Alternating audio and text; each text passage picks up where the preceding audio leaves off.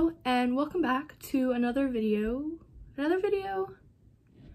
My first video that's not K-pop related. If you're from my school, go ahead and ignore the rest of my videos because this one's going to be very different. Today, I want to dive into some topics that have interested me for a while. You'd assume so anyways, considering I spent the past like 3 months thinking about them non-stop for my senior project. But the topics that I want to discuss in this video are Lolita, feminism, and gender expression through fashion. I promise there's some correlation between those three. My 37-page research paper lays it all out very clearly. But if you don't want to read the paper, which I understand, you can just watch this video to get the gist of it, as well as some further contemplation, some more thoughts that I didn't include in the paper for the sake of mine and my teacher's sanity. Now, the original research question for my paper was this: how does Lolita fashion reflect modern Japanese feminism as compared to America? In answering it, I compared the origins and the impacts of Lolita fashion to that of Riot Grrrl in the 90s in America. And I quickly found out that they're not all that different. I mean, they're pretty different, but there's a lot of similarities too. So, allow me to share with you my thoughts and my findings on how the two compare while I do my makeup. First, let's look into Riot Grrrl. Riot Grrrl is an underground feminist punk movement that began during the early 1990s within the United States in Olympia, Washington, and the greater Pacific Northwest. It's a subcultural movement that combines feminism, punk music, and politics. Riot Grrrl came about as a way to address sexism within the punk scene and to offer safe and empowering spaces for punk women to create and enjoy music without all of the discrimination and danger in the greater punk scene. Riot Grrrl's main focus is definitely on the music and the politics. It combats the sexualization of women, sexual assault, and domestic abuse, and it follows major punk ideologies like anti-capitalism and anti-authoritarianism. Riot Grrrl bands like Bikini Kill, Heavens to Betsy, and Bratmobile wrote songs that were explicitly political, and teen Riot Grrrls shared zines, which are self-made magazines. They were, quote, lovingly handwritten or typed manifestos full of collaged confessions, rants, and recommendations that were photocopied and disseminated at concerts or by post. So, Riot Grrrls were clearly very involved in their communities, very vocal about their beliefs. Without even looking at their fashion, it's clear that they were feminists and activists. It's a huge part of being a Riot Grrrl. But what's even better is that you can even see in some of the ways that Riot Grrrls dressed, their clothing, their fashion, their style, you can see that feminism reflected there too. Now, there's no dress code for Riot Grrrls necessarily, although many did dress in punk or grunge styles. Gender-neutral pieces like flannels and denim jeans were popular, as well as pieces that outright stated their political beliefs through things like paint, patches, and buttons and pins. DIY is a big element of being punk, so Riot Grrrls, they definitely stuck with that. Many of them also emphasized sexuality and sexual agency through their clothing. Some Riot Grrrl bands would wear statement outfits at performances, like Havlin Hannah from Bikini Kill. She would perform with the word slut written on her torso to kind of demonstrate sexual agency and bodily autonomy and to go against slut-shaming. We've seen that a lot in recent years too, like at Amber Rose's Slut Walk Festival, which calls for an end to rape culture, victim blaming, and slut-shaming. You've all probably seen this clip of model Samira Rahim getting interviewed at the 2017 Slut Walk. And what made you a slut? Because I own my body. My body is not a political playground. It's not a place for legislation. It's mine, and it's my future. And she made some good points. On top of displaying their sexuality, Riot Grrrls also reclaimed and subverted stereotypically girly things. They took hearts, sequins, and the color pink and gave them a way tougher meaning rather than the weak connotation that they had before, and unfortunately still kind of have today.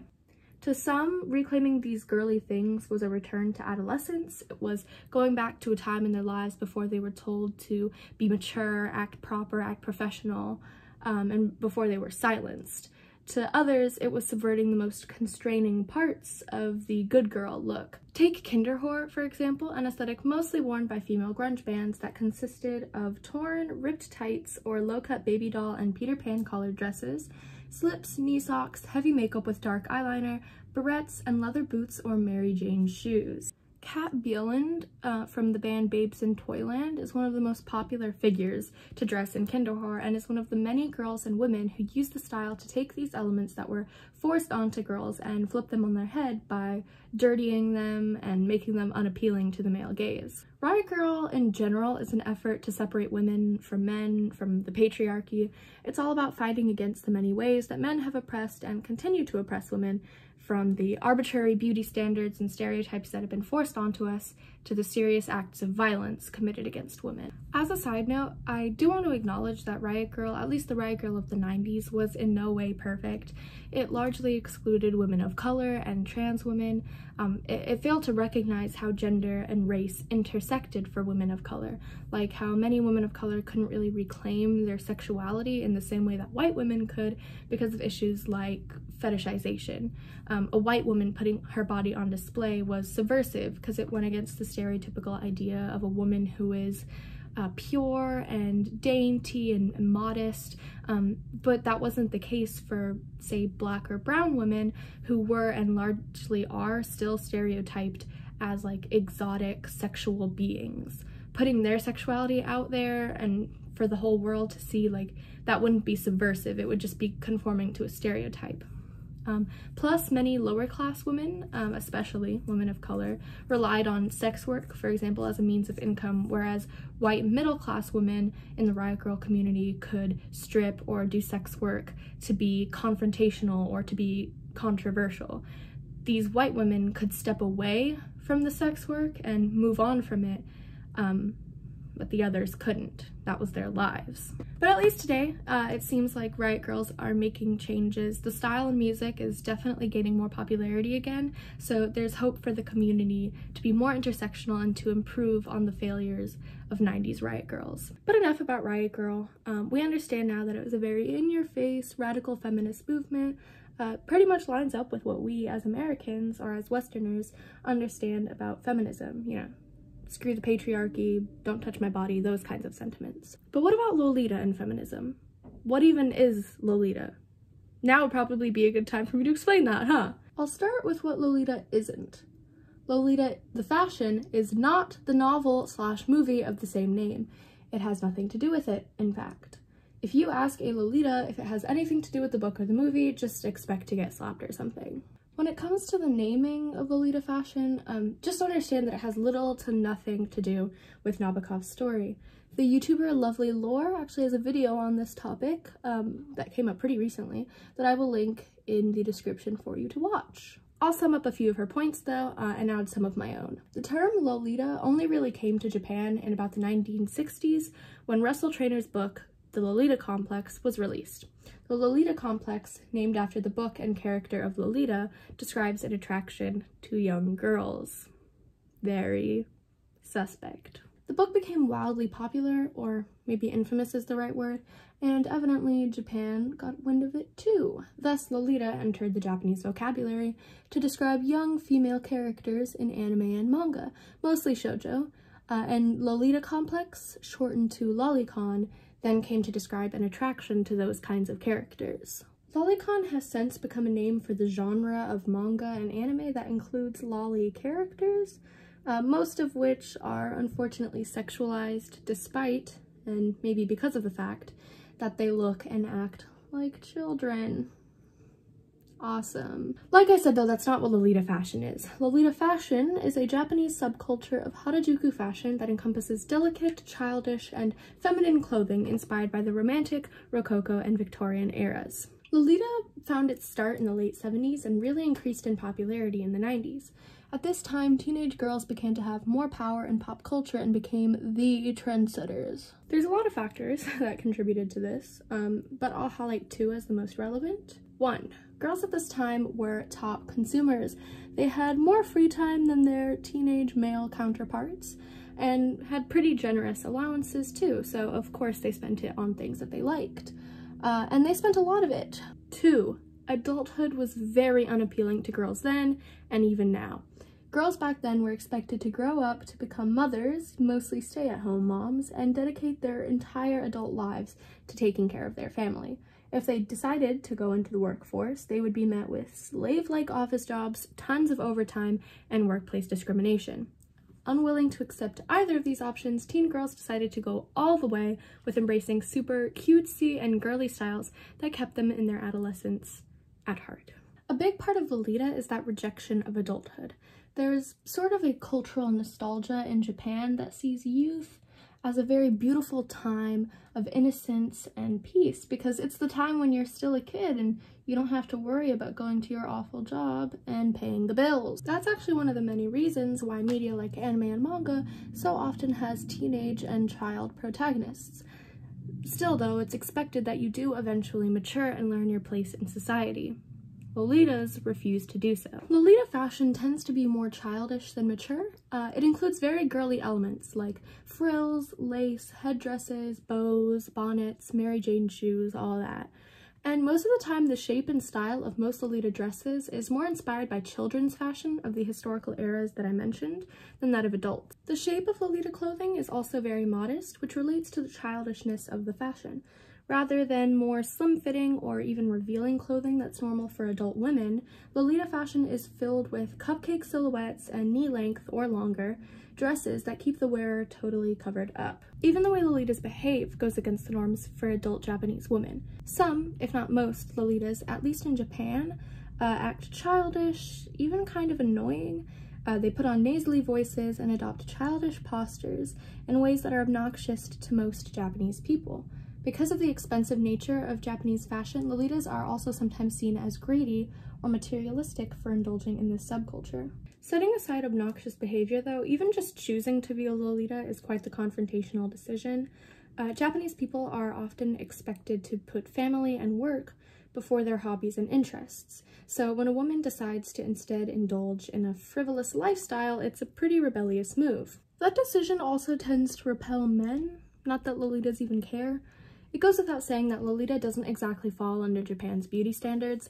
Modesty is one factor that prevents sexualization for the most part, but so is the behavior. Men aren't likely to find a woman attractive if she's seen as childish, selfish, and materialistic. That doesn't matter to Lolitas though, because they're in the subculture for the fun of it. Lolita exists mostly for women to enjoy and is completely separate from the male gaze. Overall, the way Lolitas dress and behave is in direct conflict with Japan's homogenous society, values such as self-discipline and respect, and even core Confucian principles like filial piety and consideration on an individual level. Lolita is pretty feminist in those respects. I mean, if you ask the average Lolita if she's a feminist, she probably wouldn't say so. However, deciding whether or not Lolita fashion as a whole is feminist or not has less to do with how individuals label themselves and is instead more about how the subculture impacts the rest of society. Going against the constraints of gender norms and societal expectations, pretty feminist to me. Plus, Japanese feminism is very different from feminism in America or in the broad West.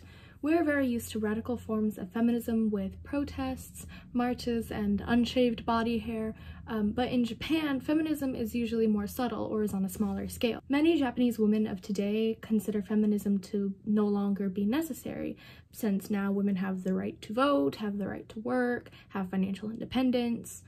In general, the feminist movement in Japan has never been more than a minority.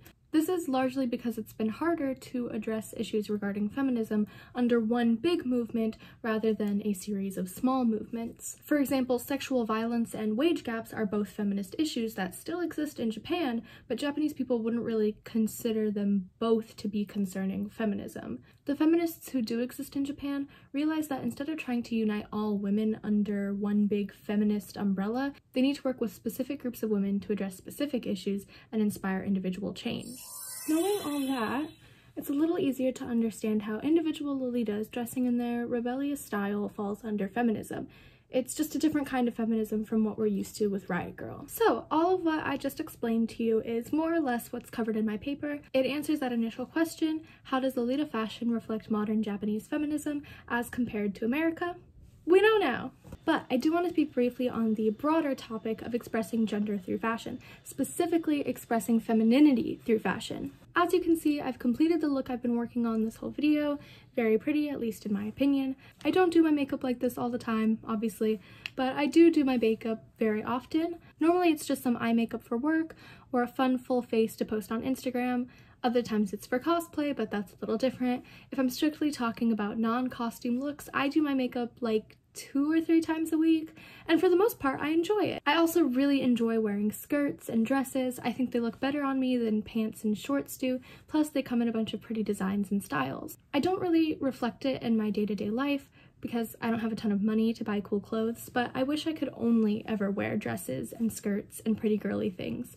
It's part of the reason I became so interested in Lolita Fashion and why I chose to talk about it for my senior project.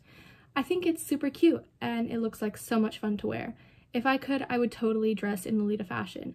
Shoot, if I can get a better paying job soon, then I will. Obviously, it's my choice whether I wear these kinds of clothes or not. I like these super feminine styles and looks because, well, I just like them. I think they look best on me. However, and this might ruin your perception of things, much like it did to me, in a way, it's not my choice. I've been talking about the male gaze a lot in this video. I assumed you knew what it meant, but I will pull the wiki definition out for you. The male gaze is the act of depicting women and the world in the visual arts and in literature from a masculine, heterosexual perspective that presents and represents women as sexual objects for the pleasure of the heterosexual male viewer. Although it mostly refers to how women are portrayed in film and literature, the way I've been using it in this video, male gaze has meant the way that actual individual men view actual individual women. But what if I told you about the internal male gaze? Margaret Atwood wrote in her novel The Robber Bride, male fantasies, is everything run by male fantasies? Up on a pedestal or down on your knees, it's all a male fantasy. That you're strong enough to take what they dish out or else too weak to do anything about it. Even pretending you aren't catering to male fantasies is a male fantasy. Pretending you're unseen, pretending you have a life of your own, that you can wash your feet and comb your hair unconscious of the ever-present water, peering through the keyhole in your own head, if nowhere else. You are a woman with a man inside watching a woman. You are your own voyeur. If we apply this to the idea of dressing up or putting on makeup or even just grooming yourself, for example shaving, it means that these choices you make to feel pretty are being made because of this voyeur within you. This voyeur is more accurately a culmination of all the things we've been taught about being a woman. Whether we were directly told it or not, we've learned that what is considered womanly, what is considered beautiful, is no body hair, is long, soft hair, is delicate facial features, is makeup, is dresses and heels that cover our flaws and make our legs look long. Because those things are part of this old beauty standard that, mind you, was created by men to appeal to men, it's what most of us find beautiful, even if it's not the only thing we find beautiful. There are a lot of non-traditional things I enjoy and find beautiful, but the fact that I like traditionally feminine things at all and find them beautiful is telling of what society has convinced us to find beautiful, what men have convinced us to find beautiful. A lot of girls will say, well, I still like to dress up and do my makeup for myself. I do it when I'm completely alone. No one sees it. I don't even post it online. But the thing is, while you might genuinely find enjoyment from it, what's most likely the case is that you enjoy it because it's making you feel pretty, the kind of pretty that appeals to men, the kind of pretty that appeals to the internal male gaze. Now, a few things to note. This is absolutely not in support of the people who say things like girls only wear makeup for men or whatever. I know that sounds really contradictory to what I just said, but just because most all women have some kind of internal male gaze doesn't mean that it is a woman's intention to wear makeup or dress nice to appeal to men. The internal male gaze explains that women do things to appeal to what society, which is largely led by men, determines is appealing or normal, not what individual men think. For example, a lesbian, we'll say a femme lesbian, can wear pretty makeup that adheres to female beauty standards that, in a way, appeal to men, but she's obviously not doing it for men. Men will find anything attractive. Just because a man is attracted to some choice a woman makes doesn't mean that she made that choice with him in mind. This is also in no way meant to deter people from dressing femininely. You should do what makes you happy as long as it doesn't hurt anyone.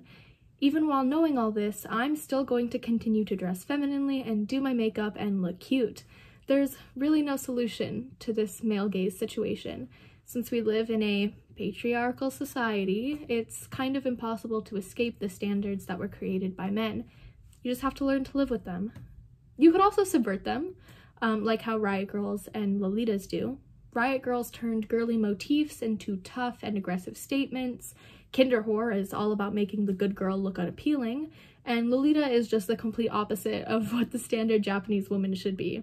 And they're all still feminine. But even if you don't want to dress in Lolita or Kinderwhore and you just want to wear a normal sundress and some winged eyeliner, that's fine too. It's still being willing to embrace femininity, which is for some reason always made fun of. Remember how most all of us had a phase where we hated pink and Barbies and everything girly?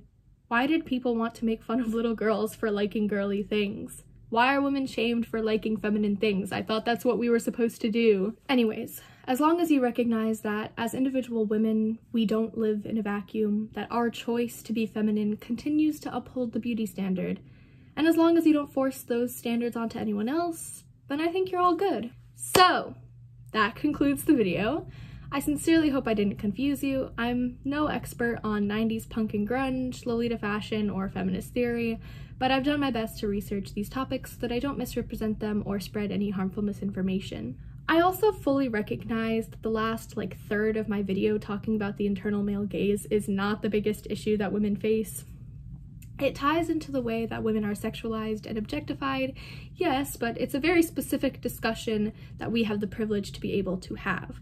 Obviously, women who are fighting for reproductive rights or the right to work certain jobs in other countries don't really have the time to worry about stuff like putting on makeup to gain approval from the little man in your head. But it's worth talking about since it does in fact relate to fashion and modern feminism, which my senior project focuses on. So, if you want to look more into my project, maybe read my paper, I'll have the link to it in the description. You can also just find it at lolitagrrrls.weebly.com, grrrls spelled G-R-R-R-L-S, like in Riot Grrrl. I will also have tons of links to some of the articles, videos, and journals that I used when conducting my research. Many of them are also in my paper's works cited, but for your convenience, they'll be in the description. Before I end this, I just want to ask you guys, what do you think of Riot Grrrl and Lolita? Do you think you could join either of these subcultures? If you're into feminine styles and makeup, let me know what you like to wear, what styles and aesthetics are your favorite. Just engage with the video so I know enough people watched it. Thank you for watching, and goodbye.